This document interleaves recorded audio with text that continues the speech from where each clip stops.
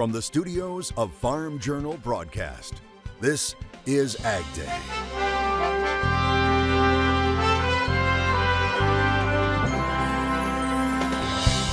Rancher Reality Check. Fertilizer costs are at least double what they were 2 years ago, but the cattle haven't gone up double.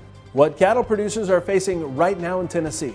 As the clock ticks on Congress, lawmakers once again consider the sale of E15 year-round, and this time it's different. The oil industry is supporting as well. And work to stop a nationwide railway strike that could dramatically impact the movement of ag products. I think that the grain sector would really have struggled if the strike took place. The latest as deadlines loom large right now on AgDay. Good morning, I'm Clinton Griffiths. Happening right now, the countdown is on for Congress, which is facing two big deadlines. The first, prevent a nationwide rail strike and to avoid a government shutdown. But there's also a new bipartisan effort to make E15 ethanol blends available year-round. Let's get an update from AgDay's Michelle Rook, who has the latest on number one on that list. Clinton, the House took the lead Wednesday, resoundingly passing legislation to avert a national railroad strike, which was set to happen as early as December 9th.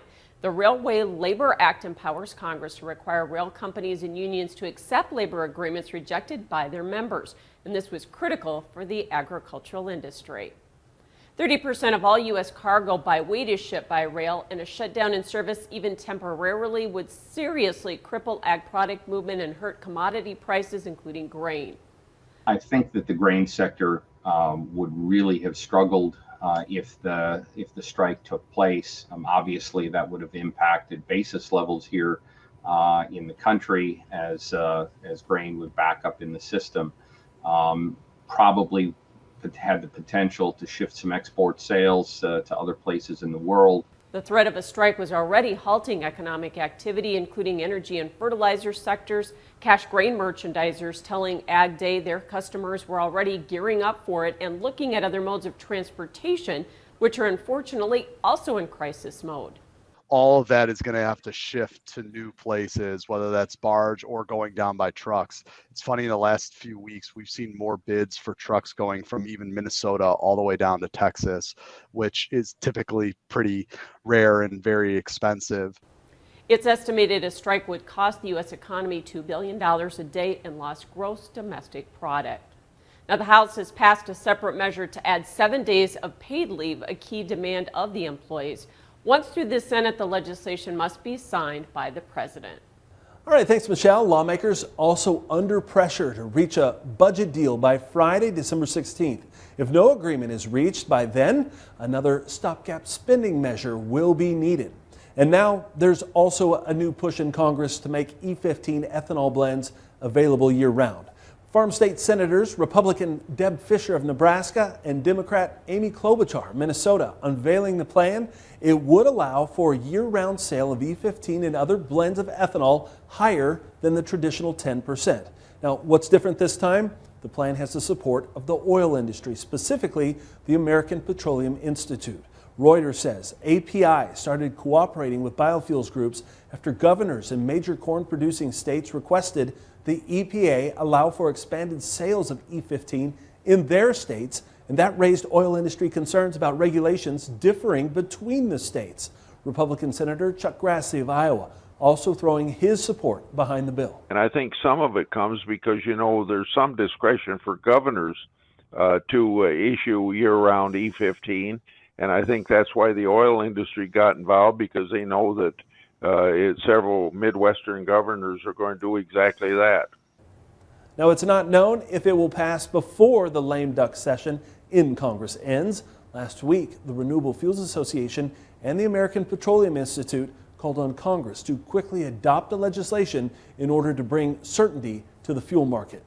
And we just received our final crop progress report of the season from USDA. With corn and soybean harvest complete, attention turns to cotton, where 84% of the crop has now been harvested. That's 5% ahead of the 5-year average. Winter wheat conditions, they slightly improved over last week. Now 34% is rated good to excellent. That's 2% ahead of the previous week.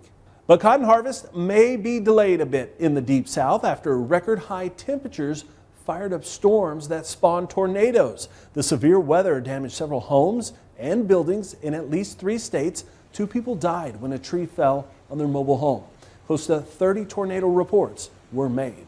But all the rain from that storm is helping to boost some of the very low river levels that have been plaguing all parts of the Mississippi River Basin, with notable precipitation for the Ohio River Valley. Now, the Ohio River is a main tributary of the Mississippi. And it should provide a slight bump in some of these very low river levels that continue to, at times, slow barge traffic up and down the Mississippi, and has also led to a pretty extensive project to help to deepen the channel, widen the channel in some areas where sandbars and rock outcroppings have imperiled barge traffic over the last couple of months. Lots of moisture for the south and now more snow for the west. Meteorologist Matt Yurosavik joins us. And Matt, hopefully this snow will help eat away at those drought conditions. That's right, Clinton. We are going to see a lot more snow in the west, helping some of those drought conditions that we've seen, at least in the long run, but have been hardest hit over the last couple of months. You can still see right in the middle part of the country a lot of red. Very dry, extremely dry conditions there, especially for portions of Nebraska, Kansas, and Colorado. Areas there will see some precipitation as we head over the next couple of weeks. But right now, high pressure in control. Things are dry right there in the middle of the country. Another system moving off the east coast, that's what brought in the cooler air. But if we look back out in the west, there's another system looming, and that one's starting to bring some rain and mountain snow from the Sierras to the Cascades and even the northern Rockies as well. And some of that snow going to be on the heavier side. We're going to be talking about feet of snow for parts of the Sierras as we head over the next couple of days. Take a look at this. It's going to be a couple of rounds of snow as we head through the weekend. And yes, it could top out over 2 or 3 feet of snow for some of those higher elevations, something we'll continue to track right here on Ag Day. Yields in the Fields on Ag Day is brought to you by Micro Essentials from Mosaic, the science of more. Discover our proven products. Text yields to 31313. And checking those yields in the fields, we don't want to forget about sunflowers. Corey Peters of Randolph, Manitoba tells us these are black oil sunflowers. He says yields have varied quite a bit this year, but some of his better fields average 2,500 pounds per acre. I'll have more on your forecast coming up. The Netherlands' new climate policy could force up to 3,000 farms to close. The Telegraph newspaper reporting the Dutch government has plans to buy up the farms that are near environmentally sensitive areas. It's an effort to comply with Europe's nature preserve rules. Earlier this year, the government introduced targets to reduce nitrogen compounds by the year 2030.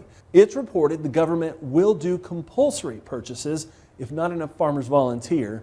And the country's nitrogen minister says producers will be offered a deal that is, quote, well over the worth of their farm.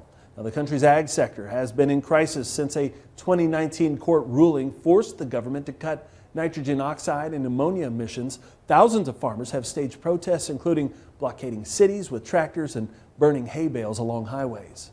All right, when we come back, soybeans resuming their climb toward $15. We have details on that next. And later, in today's economy, Tennessee cattlemen and women are facing some challenges. A look at this important industry in the volunteer state in the country. And here's something you can do quick and easy today. Sign up now to enter the Case IH Holiday Giveaway. Each winner will get a Case IH prize pack. One lucky winner will be drawn each day from Monday, December 19th through Friday, December 23rd. We'll announce those winners right here on Ag Day. Then the grand prize winner will be announced on U.S. Farm Report on Christmas Eve, and they'll win a Farmall C pedal tractor. To enter, head to the website on your screen, caseihholidaygiveaway.com.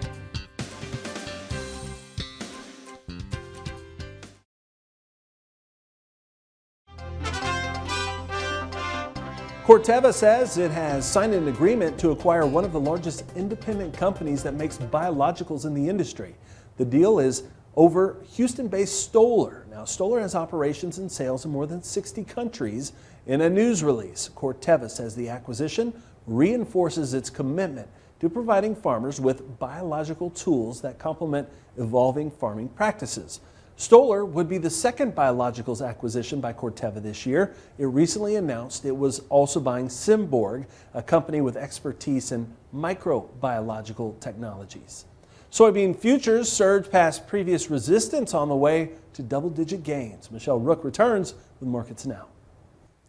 A mostly higher day in grain and livestock futures trade except for corn on Wednesday. Brian Doherty with Total Farm Marketing joining us. And Brian, soybeans kind of led the pack, making new highs for the move, but the strong soybean meal market pushed it. Are we putting in some Argentina weather premium there? I think you have to. When you cross over the 1st of December, you really start to focus on southern hemisphere weather. And so we're putting not only that premium in, but you're putting in record high soy meal prices in China. In the marketplace as well. So we're seeing the strength in the soybean meal market, perhaps on China needs, perhaps on the idea that if the Argentine farmer sells beans and beans make their way to China, that's less for Argentina, the world's largest exporter of soy meal, to crush and produce into soy meal. So that's a strength there, highest prices since September 22nd. Right. Do you think we get above 15? I do. You know, the market's starting to gain momentum. We're post-harvest recovery here. It's not that far of a move. We're seeing some, what it looks to be this week, maybe some money come back into the marketplace, right, and a weaker dollar, less hawkish talk out of Powell regarding interest rates. And consequently, we saw where the dollar was off yesterday and soybean prices higher. So soybeans up, but wheat was also up. And was that just end of the month short covering or what? You could argue that, and I guess I would use that as any reason, as good as any reason as any other. The wheat market got so beat up over the last 4 weeks, and so it wouldn't be surprised we're seeing some short covering. But remember, the winter wheat conditions again came out. They were delayed.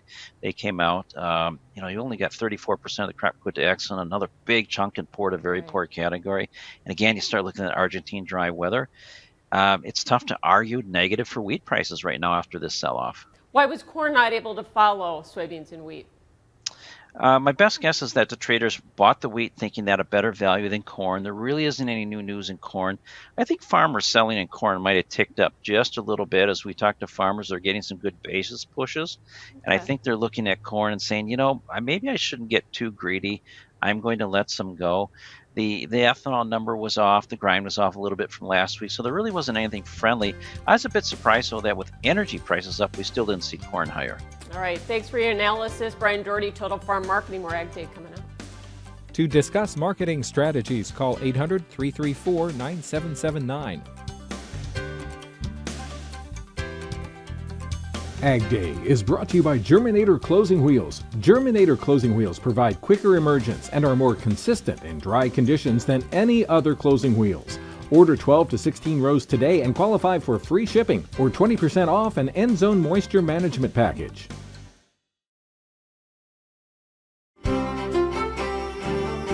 Meteorologist Matt Yurosavik joining us, taking a look at really the temperature forecast, and it looks like some places are going to be pretty chilly, but others pretty mild. Yeah, we saw a big blast of cold air over the last couple of days, and now the middle of the country is going to turn more mild before another storm system will move its way on in. And you can see the temperatures in the middle part of the country going to be starting to warm things up. Now, we were in the 30s and 40s. Now we're going to be back into the 50s in places like Amarillo and Tulsa, all the way up into Rapid City. Still chilly air across the north and back into the Pacific Northwest. That's because another system moving on in, bringing the rain and mountain snow. Now, still going to be a little bit chillier up into the northeast over the next few days, but you can see a more milder air starting to move its way on into parts of the south, and you'll really start to see that warm up as we head through the middle part of the country here tomorrow afternoon. It's still going to be very chilly, though, across the northern Rockies there and back into the west. Carson City only at 38. We're going to be looking at snow moving in there to the west, and heavy snow for the higher elevations there in the Sierras. High pressure in control of the east. Still going to be a little breezy off into the northeast as we head through Thursday evening, but you can see the snow there, northern Rockies and then some rain and mountain snow moving into parts of California. Now, that's the first system that's going to be moving its way on through, and you'll see those scattered snow showers continue to move towards the center part of the country. The first low gets on out of here, and the second one is going to be bringing another burst of snow towards the weekend to the west. And here's a look at that snow. There's the first round, and then the second round comes in from the north, and that's going to spread some more snow, especially into parts of the Sierras, where we could be looking at upwards of 3 or 4 feet plus of snow in the higher elevations there. So something we haven't seen in quite a while, we may see over the next couple of days. And you can see precipitation wise over the next 10 days, it's going to be pretty active, especially in the west, where we are going to be looking at, again, something that we haven't seen in quite a while, rain in the west. That's a look around the country. Now let's take a look at the weather where you live. Wakefield, Virginia, sunny and cooler, a high near 49 degrees. Heading towards Lawrence, Kansas, mostly sunny and windy, a high near 49. And Truckee, California, heavy snow likely, a high of 32.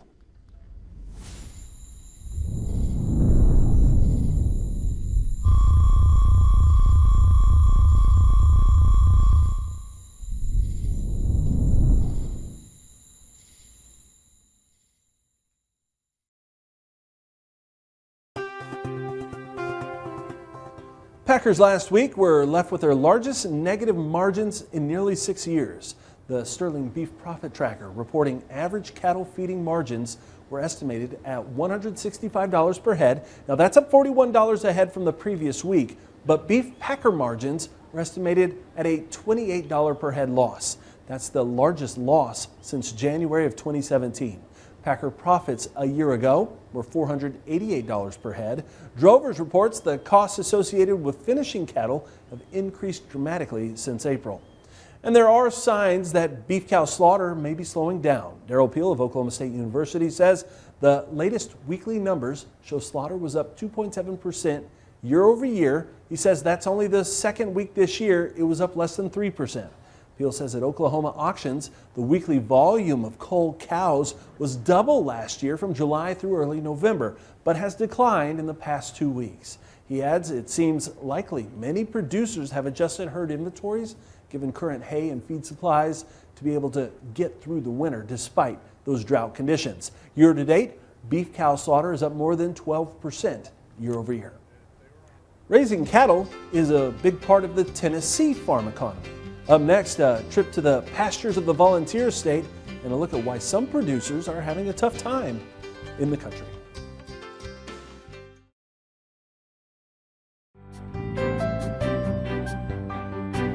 Beef cattle farming remains Tennessee's top agricultural commodity with 45,000 farms and 2 million animals. But as Charles Denny of the University of Tennessee's Institute of Agriculture reports, some producers are facing financial hardships raising their herds in the current economy. Roger Brooks raises cattle from birth to 900 pounds on his Hawkins County farm, but here recently, his costs to produce beef are way up. A lot more costly because we soil test and we try to fertilize in accordance with the soil test. So fertilizer costs are at least double what they were 2 years ago, but the cattle haven't gone up double. Pretty much the same situation for Chris Williams in Carter County. You know, a lot of the producers that I talked to didn't fertilize. I did, but certainly that affects the bottom line. Both Williams and Brooks are hoping to see lower beef production input costs soon, a main topic of discussion at the recent Northeast Tennessee Beef Expo, held at the UT Ag Research Center in Greenville.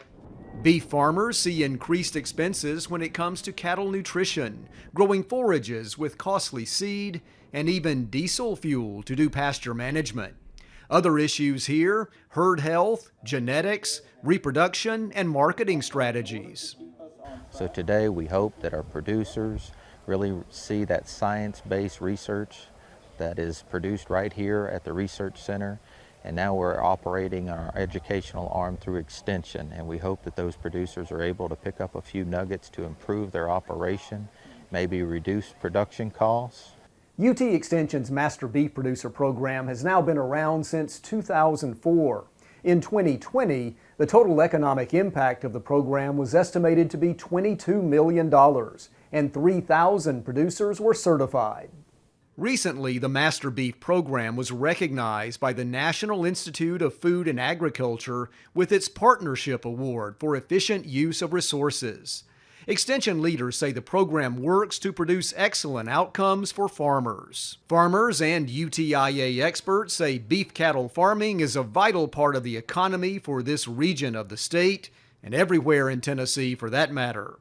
When it comes to their expenses, they can only work to be more efficient. This is Charles Denny reporting. All right, thanks, Charles. That's all the time we have this morning. We're sure glad you tuned in. From all of us here at AgDay, I'm Clinton Griffiths. Have a great day on the Farm Country.